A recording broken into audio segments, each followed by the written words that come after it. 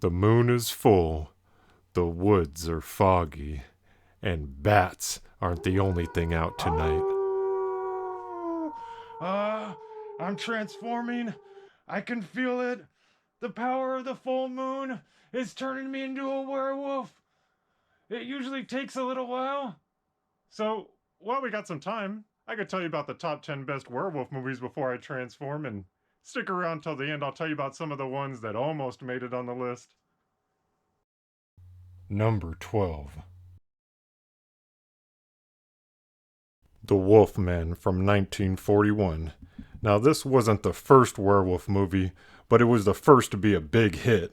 Now, this movie shaped our vision of what a werewolf looks like, and you gotta respect it for that.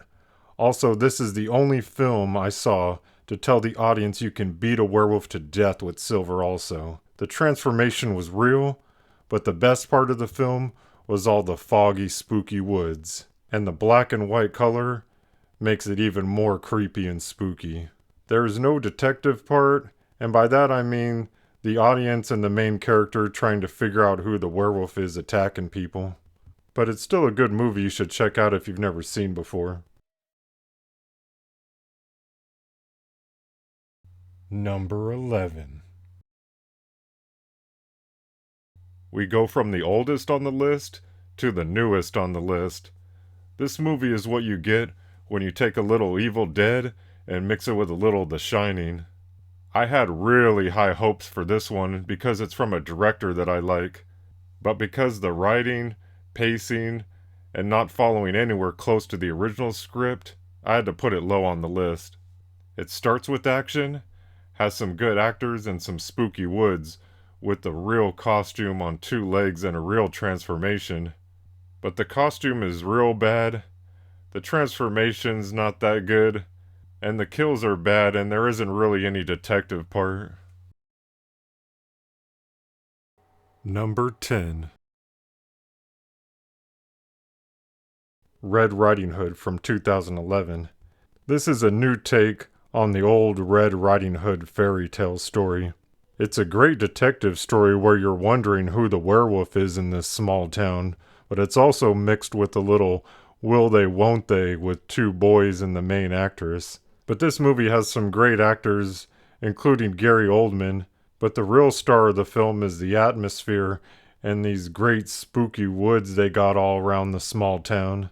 The bad things are that it has a four-legged giant wolf instead of a wolf man, and it's a CGI wolf with no transformation. But it's still a good movie, especially if you've got a girlfriend that likes those Twilight movies.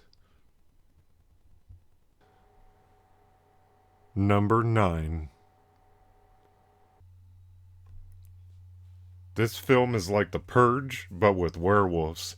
It doesn't start with action, but it starts with everyone getting ready for the action by loading up on guns and boarding up the doors and windows. It has some good actors in the movie, and some good real costumes on two legs. The transformation is good, but it's CGI. The kills are kinda lame except for one or two, and there's no spooky woods or detective part. But where else can you see a Gatling gun used on a group of werewolves? Number 8. American Werewolf in London, 1981. This film starts with action and has a real costume, but it only has four legs and it's just a giant wolf. This movie has a great real transformation scene that's widely known for being the best, but they hardly show any of the actual werewolf once he's been transformed. I'm not a big fan of the actors in the movie, and it slows way down in the middle when they focus too much on the love story, and there is no detective part to it. Number 7. Dog Soldiers from 2002. This movie has the second best action on the list. A soldier even fist fights a werewolf. The movie starts with action in the beginning, and even has a woman doing the female Wilhelm scream. This film has good actors and real good costumes that walk on two legs. Half the movie takes place in the woods, but they don't seem that spooky, they just seem cold. But about halfway through, the movie quickly turns into a siege movie inside a house. Another bad thing is there's no real transformation. One soldier's about to transform, but then he blows himself up instead. Another guy ducks down behind a table, then transforms. Number 6. Bad Moon from 1996. This movie starts with action, and later in the dog gets in on the action. There are some good actors in this one, and some real good costumes, with the werewolf on 2 legs. But the transformation is CGI, and it's a bad transformation. And the film takes place near the woods, but the woods aren't very spooky at all. And the kills are bad, but the dog is badass. Number 5. Underworld from 2003. This is like if The Matrix and the Twilight movies had a baby. This movie has just as much action as the Matrix movies and just as much black leather. But it also has that whole werewolf versus vampires thing that the Twilight movies have. The movie gets points for the great werewolf costumes and the action-packed kills in the fight scenes. It starts off with action and has some great actors and some really good costumes.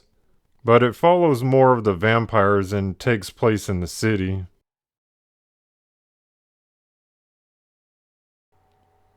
Number 4.